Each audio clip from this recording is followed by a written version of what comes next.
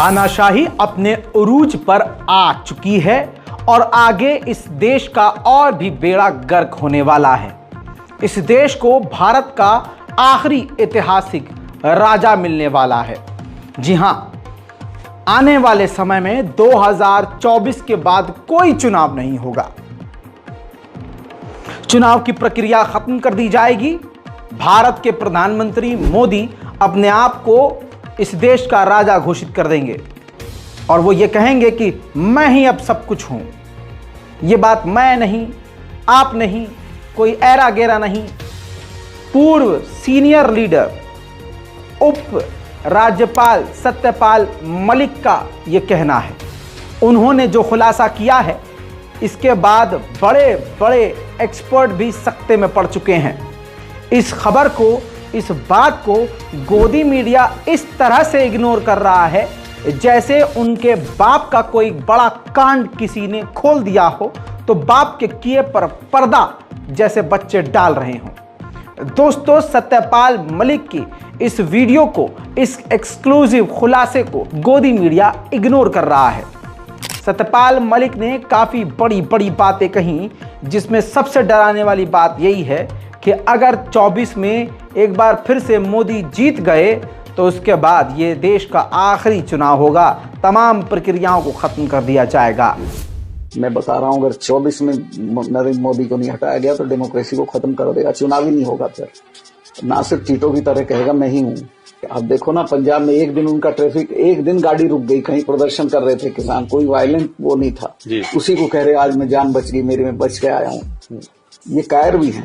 8 ministers तो अपनी ministry में जाते भी नहीं है, क्योंकि उनका सारा काम पीएमओ देखता है। प्राइम मिनिस्टर एब्सोल्यूट पावर चाहते हैं हर चीज की, वही तय करना। आप देखो ना कि पुलिया का भी उद्घाटन होगा तो वही करेंगे।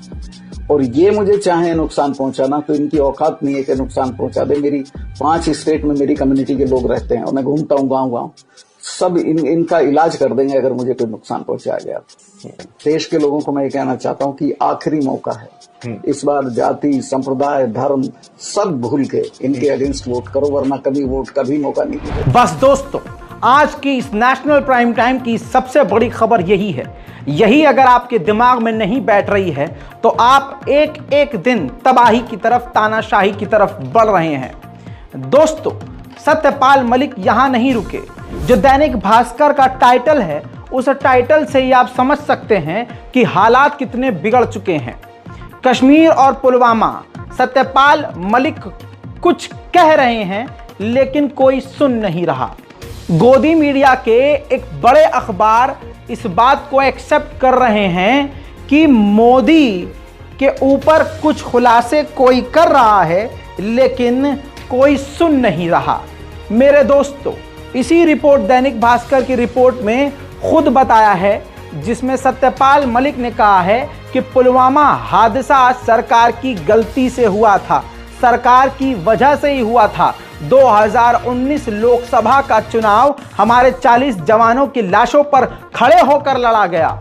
अगर इस पूरे मामले की जांच होती तो गृह मंत्री राजनाथ सिंह को इस्तीफा देना पड़ता, लेकिन हुआ इसका उल्टा। मैंने जब सरकार को बोला, गृह मंत्री को बताया, तो उस वक्त मुझसे कहा गया प्रधानमंत्री के द्वारा कि तुम अभी चुप रहो। बताइए दोस्तों, ये कौन से राष्ट्रभक्त हैं जो हमारे देश के जवानों की मौत पर चुनाव लड़ते हैं? ये कोई और नहीं, भारतीय जनता पार्टी के दिग्गज नेता सत्यपाल मलिक का खुलासा है। लेकिन पूरे मीडिया प्लेटफॉर्म पर शांति है। अब आप पर यह वाजिब है कि इस रिपोर्ट को शेयर करें। अब कहने का मतलब यह है कि भारतीय जनता पार्टी जो कहती है, जो दिखाती है, असल में उसका उल्टा होता है। अब लाइव आपके सामने एक प्रूफ रख रहा हूं। ये देखिए दोस्तों, लेटर हेड है भारतीय जनता पार्टी का ही। मध्य प्रदेश में कितना ज्यादा इस्लामोफोबिया फैलाया हुआ है इस भारतीय जनता पार्टी ने, आपसे छुपा नहीं है। भाजपा के 2 नेता समेत 6 लोगों को देह व्यापार, सेक्स रैकेट के चलते आरोप में रंगे हाथ गिरफ्तार किया गया है। मध्य प्रदेश के शहडोल में स्पा सेंटर पर छापेमारी में कथित देह व्यापार का भांडाफोड़ हुआ है। आरोप है कि ये लोग लड़कियों को बहला फुसलाकर जिस्म फरोशी के धंधे में ढकेलते थे।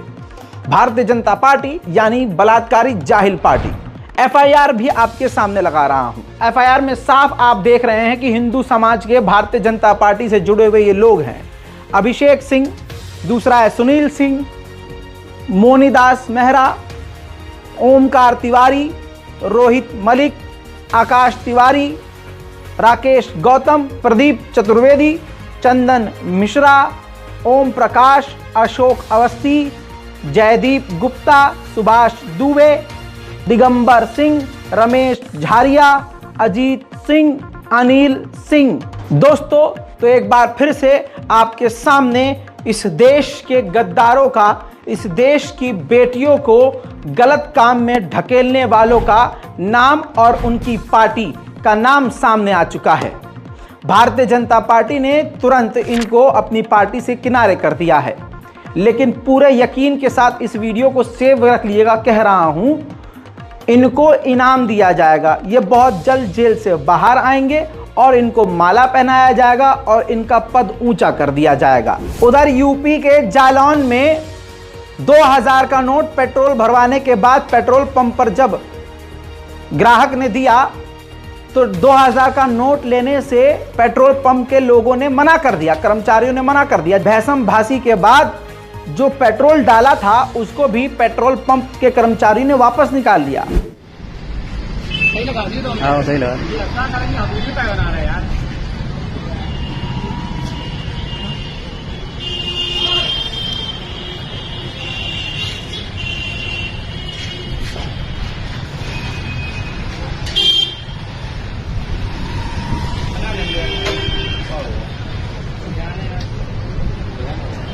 अरे बात 2000 का नोट दे रहे भाई साहब, ये पैसे नहीं है। और ये सब क्यों हो रहा है? क्योंकि मोदी जी पहले 2000 का नोट लेके आते हैं, कहते हैं इससे ब्लैक मनी रुकेगा, लेकिन होता उसका उल्टा है। काला धन सेव करना और आसान हो जाता है। जहां पहले 4-5 लाख रुपया आदमी लेके जाता था, इतना बड़ा झोला लेके जाता था, अब कपड़ों में ही लगी पॉकेटों में 5 लाख आदमी रख ले, पता ना चले। सारा खेल उल्टा हुआ। मोदी जी ने कहा कि इससे जो है नकली नोट छपना मुश्किल हो जाएगा, इसकी कोई कॉपी नहीं कर सकता।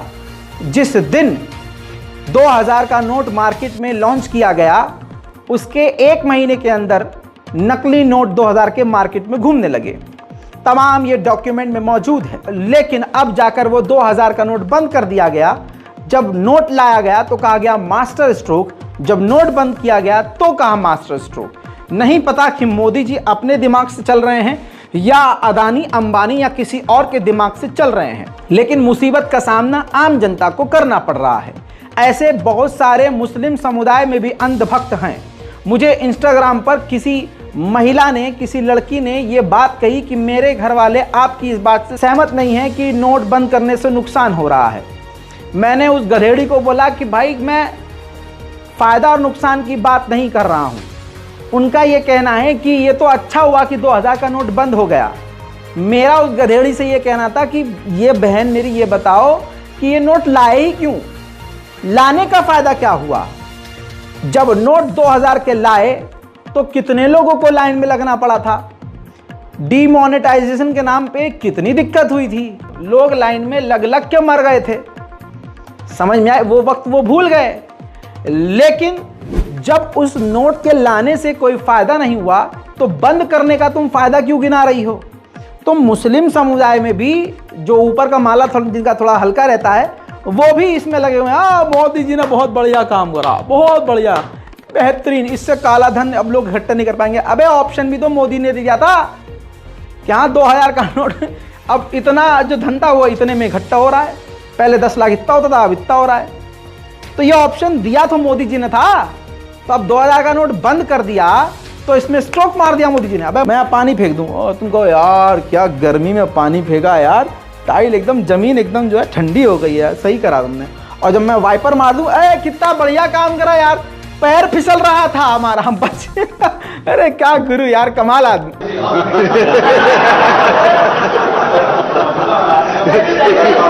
जो बात कही है किसी नेता ने, भूपेश बैगल ने, वो बात बिल्कुल सटीक है कि 60 साल बाद अपने ही लाए हुए नोटों को बंद करना ठीक वैसे ही जैसे थूक के चाटना। अब ये बात सारी दुनिया में क्लियर है कि 2000 का नोट मोदी जी लेके आए और खुद ही उसको बंद कर दिया। देश का कितना नुकसान हुआ, लोग कितने परेशान हुए। सवाल जब मोदी जी पर खड़ा होने लगा तो किस तरह से इसको घुमा दिया गया। अभी तक सारी दुनिया को पता है कि देश में सिर्फ मोदी जी की चलती है। भारतीय जनता पार्टी में मोदी जी से ऊपर कोई नहीं है। मोदी, मैं, मेरा और मुझसे, बस ये वाले फॉर्मूले पर काम करते हैं। इन तमाम चीज़ों के बाद मोदी जी के पूर्व प्रधान सचिव नृपेंद्र मिश्रा ने सफाई दी है। इनसे कहा गया होगा कि भैया थोड़ा बचाओ, कीचड़ लो अपने ऊपर। उन्होंने कहा कि पीएम मोदी 2000 का नोट नहीं लाना चाहते थे। उन्होंने कहा कि यह लेन देन के लिए सही नहीं है। कौन कह रहा है? नृपेंद्र मिश्रा जी कह रहे हैं। नृपेंद्र जी ये बात कह रहे हैं, मोदी जी के सलाहकार। अब सवाल ये है, ये भी इतना बड़ा खेल रहे हैं कि भाई अगर मोदी जी ने मना किया तो किसकी औकात थी इतनी कि 2000 के नोट की बात करी और 2000 नोट जबरदस्ती लाए गए। मोदी जी जिस बात से राजी ना हो वो बात हो ही नहीं सकती इस देश में। या फिर आप ये नाम बताते कि भाई वो नाम कौन है जिसने मोदी जी की बात को दबा दिया और 2000 का नोट चालू करवा दिया। अदानी अंबानी तो नहीं, बता दो यार, बताओ, मेरा नाम बताओ। दोस्तों, खेल बहुत बड़ा है। उधर अरशद मदनी ने बड़ा बयान दिया है। पहली बार इतनी हिम्मत शायद किसी ने करी हो। साफ कहा है कि हमसे वादा किया गया था कि नफरत नहीं फैलाई जाएगी, आपके खिलाफ नफरत वाले बयानात नहीं दिए जाएंगे। कांग्रेस ने वादा किया कुछ दिन पहले अपने मैनिफेस्टो में कि बजरंग दल और आतंक फैलाने वाले संगठनों को, नफरत फैलाने वाले संगठनों को बंद किया जाएगा। हमें उम्मीद है कि वो बंद करेंगे। लेकिन अगर यही काम ईमानदारी से कांग्रेस ने 70 साल पहले किया होता, इन आतंकी गुटों और बजरंग दल जैसे नफरत फैलाने वाले ग्रुप को बंद किया होता, तो आज देश में बर्बादी नहीं होती। इसके अलावा कई सारी चीज़ें उन्होंने कही, जिसमें एक बात उन्होंने ये भी बोली कि हमारे पढ़े लिखे नौजवानों को गिरफ्तार करके झूठे आरोप में जेल में डाला जा रहा है। अरशद मदनी का ये बयान सुनने और समझने के लायक है कि चलो मुसलमानों के मसले पर कोई तो बोल रहा है, वरना सब तो राजनीति की रोटियां सेक रहे हैं। इख्तिदार में नहीं है, मगर गांधी फैमिली आगे बढ़ी। दो ही भाई बहन, उन्होंने जिन चीजों को अपने मैनिफेस्टो के अंदर दाखिल किया, आप गौर करें कि हमसे वादे किए गए कि हम फिरका परस्त और फसाद परवर अनासिर की जमात के ऊपर कदगन लगाएंगे, बंद करेंगे उसको। बजरंग दल के ऊपर हम कदगन लगाएंगे। अगर ये तारीख गवाह है इस बात की कि अगर ये स्टैंड उन्होंने आज से 70 साल पहले हिंदुस्तान के अंदर ले लिया होता, इख्तिदार उनके हाथ से न जाता, मुल्क बर्बाद न होता, तबाही न आती, फक्र तंगदस्ती का बोलबाला न होता, मुल्क के अंदर इख्तिदार उनका होता जो मुल्क में हर तबके को चैन और सुकून के साथ जिंदा रहने का मौका देते हैं। अगर ऐसा नहीं हुआ, आज आकर के उन्होंने ये कहा कि हम फिरका परस्त पार्टियों के ऊपर कदगन लगाएंगे, बंद करेंगे और मुल्क के अंदर भाईचारगी को लेकर बढ़ेंगे। एक शोर मच रहा था कि कांग्रेस ने इलेक्शन के अंदर अपने मैनिफेस्टो को अंदर इसको दाखिल किया कि हम बजरंग दल पर पाबंदी लगाएंगे। गलती की। मैं समझता था कि गलती नहीं है, बल्कि अपनी गलती का तदारुक है। जो 70 साल पहले से गलती थी, आज उस गलती का तदारुक किया जा रहा है। मैं समझता हूं कि वो मौक़िफ़ ठीक था, और मैं समझता नहीं हूं बल्कि हिंदू और मुसलमानों ने मिलकर उस मौक़िफ़ की तायीद की है। तीर बिल्कुल सही छेद में जाकर लगा। अरशद मदनी के इस बयान के बाद केंद्र मंत्री गिरिराज सिंह भड़क उठे और ऐसी ऐसी बातें कह डाली जिससे साफ झलक रहा है कि कितने खून के प्यासे हैं ये मुसलमानों के। हत्ता उन्होंने ये भी कह दिया कि अगर 70 साल पहले हमारे बुजुर्ग गलती ना करते तो भारत में एक भी मुसलमान ना होता, ये सब के सब वहां चले जाते। जबकि उसी काम में ये भारतीय जनता पार्टी लगी हुई है। साहब 70 साल पहले अगर हमारे पूर्वजों से भूल नहीं होती कि देश के बंटवारे में अगर पूरे मुस्लिम कम्युनिटी अगर चला गया होता पाकिस्तान, तो आज भारत में न कोई जाकिर मियां पैदा लेता, न ओवैसी पैदा लेता, न मदनी पैदा लेता, न भारत को गजवाए हिंद की बात करता। आज हमारे ऊपर ही बजरंग दल को कह रहे हैं कि इस पर लगना चाहिए पाबंदी। और ये 70 साल पहले देश का दुर्भाग्य है, हमारे पूर्वजों से बहुत बड़ी भूल हुई और वही भूल का खामियाजा आज की पीढ़ी भोग रही है। और ऐसे ऐसे लोग गजवाए हिंद की चर्चा करते हैं, चाहे जाकिर मियां हो, चाहे मदनी हो, चाहे ओवैसी हो, और चाहे सर तन से जुदा के नारे लगा। इसके अलावा दोस्तों, मैं जो आपको कहता हूं वो होता है। इसलिए नहीं कि मैं जादूगर हूं, मैं कोई जादू जानता हूं, भविष्यवाणी कर नहीं।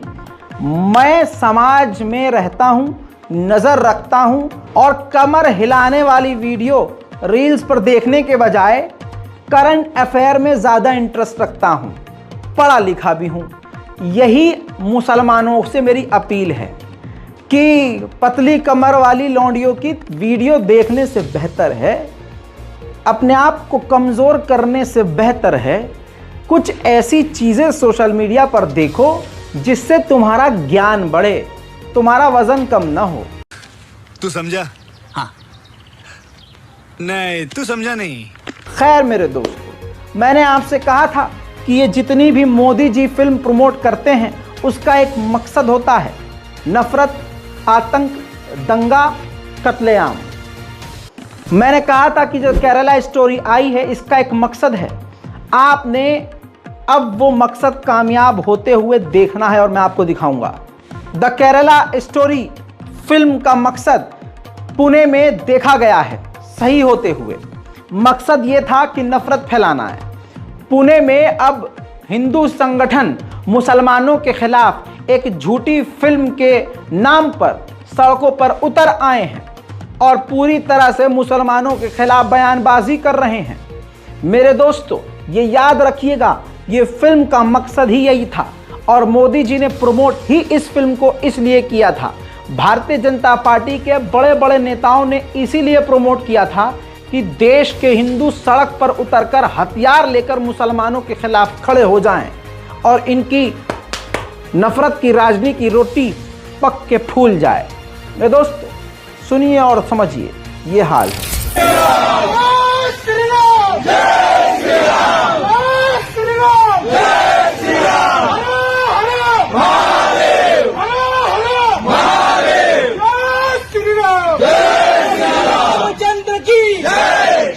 पवन सुत हनुमान के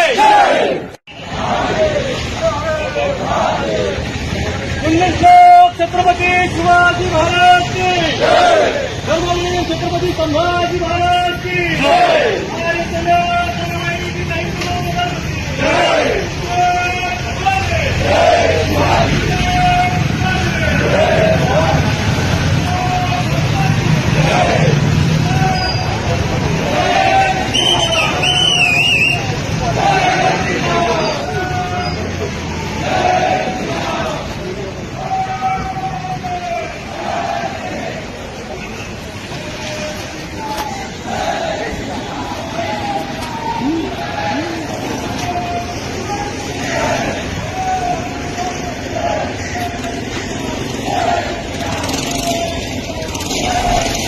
देखा आपने, जबकि कोर्ट में यह फिल्म झूठी साबित हुई।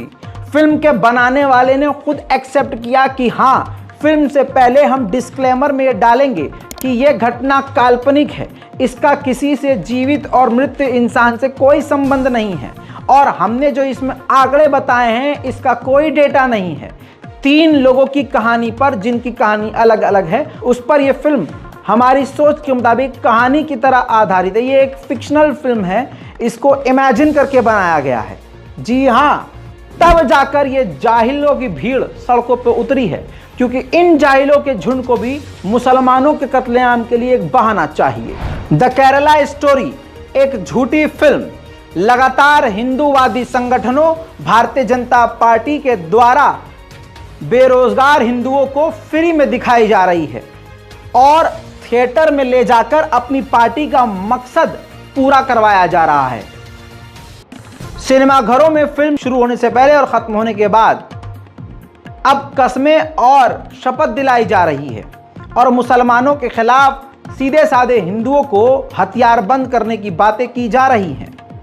चलते फिरते जिंदा हिंदुओं को खतरनाक जहरीला विस्फोटक ये हिंदू संगठन बना रहे हैं, जो देश के लिए अब बड़ा खतरा बन चुके हैं। शक्ति स्वरूपा त्रिशूल धारिणी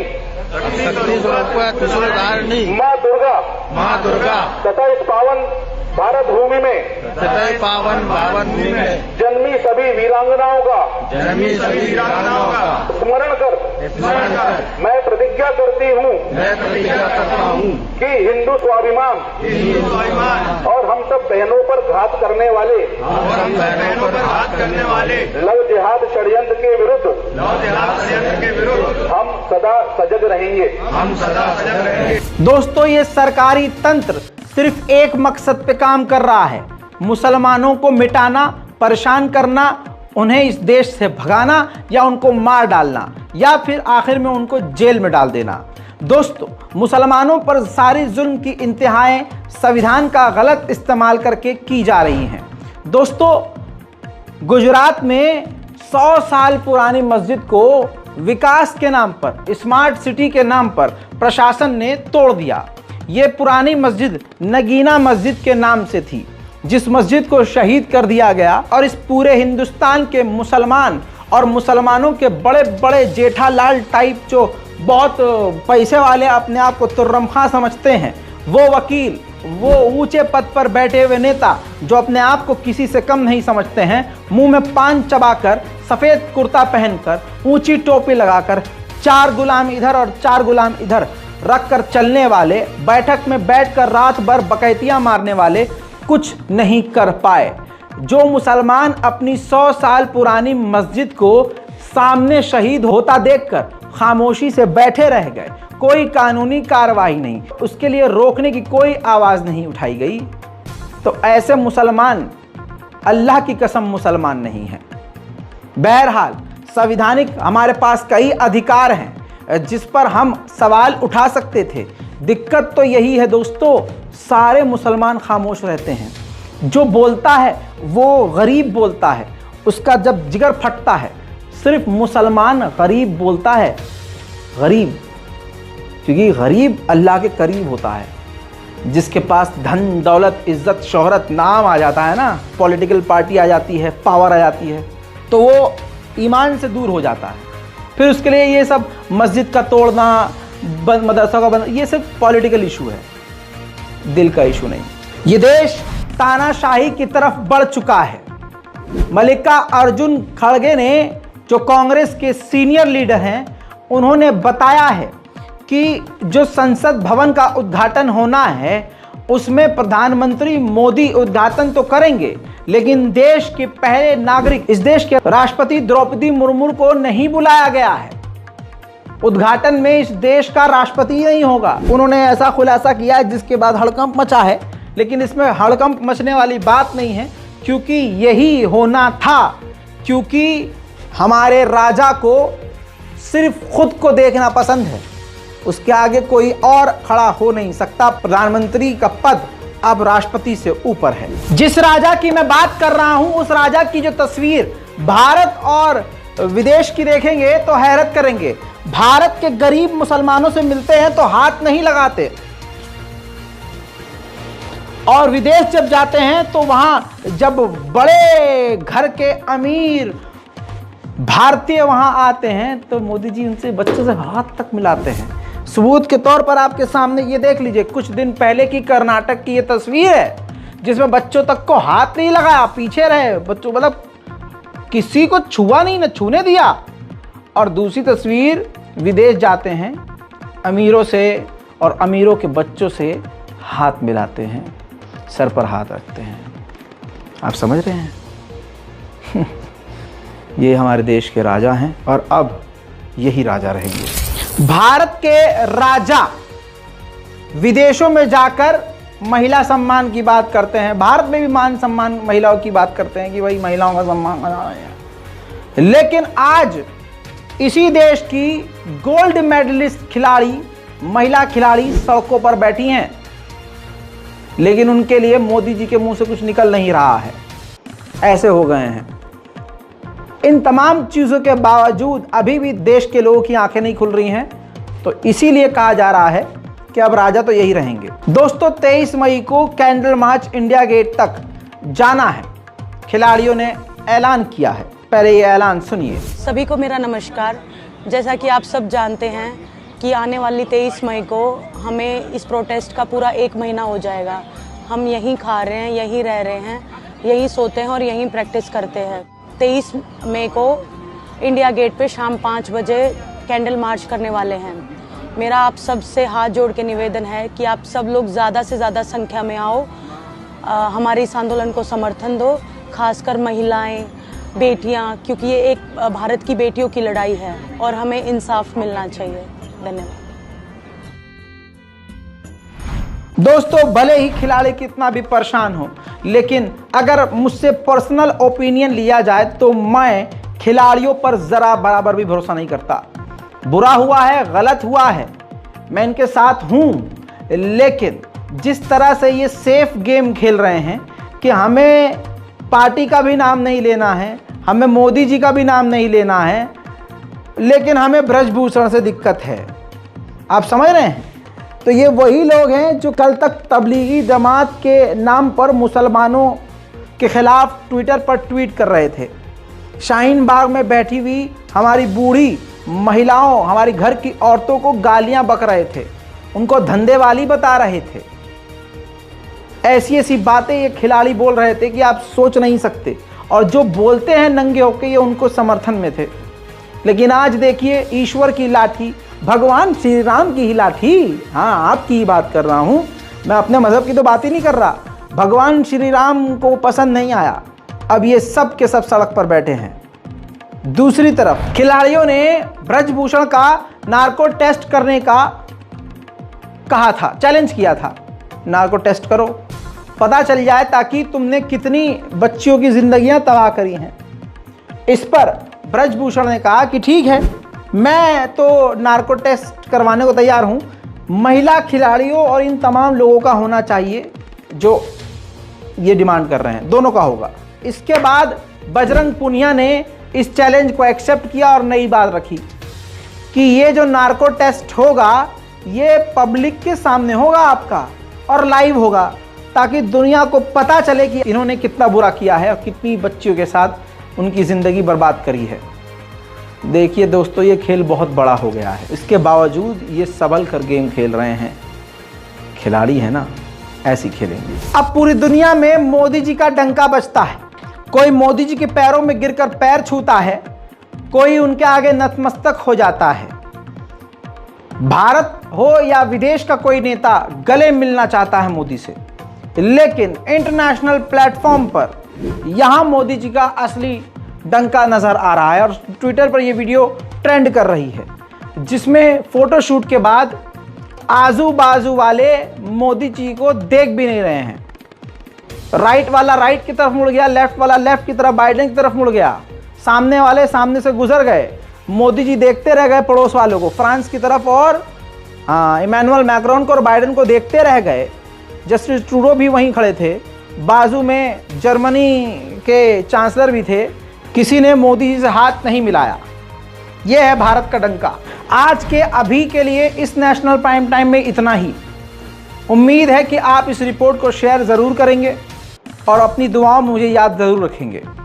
मैं कई बार बोल चुका हूं और कई बार बता चुका हूं कि हमारे ज़्यादातर वीडियोस पर एड्स को पूरी तरह से बंद कर दिया गया है। सरकार का खेल है, कोई भी खेल हो सकता है। यूट्यूब भी दोगली चाल चलता है। अगर कोई मुसलमानों के खिलाफ वीडियो बनाए और डाले तो दबाकर ऐड चलता है, लेकिन अगर कोई हक बात बोलता है और राजा के खिलाफ बयान देता है तो राजा की सत्ता है, तो यूट्यूब भी राजा की पोल खोलने वाले के खिलाफ यही सब करता है। आप लोगों से गुजारिश है, सपोर्ट करते रहिए, दुआओं में याद रखिए कि हमारी हिम्मत न टूटे। हिम्मत तब तक नहीं टूटेगी जब तक आपका साथ रहेगा। दुआओं में याद रखिए। रिपोर्ट को शेयर कीजिए। जय हिंद।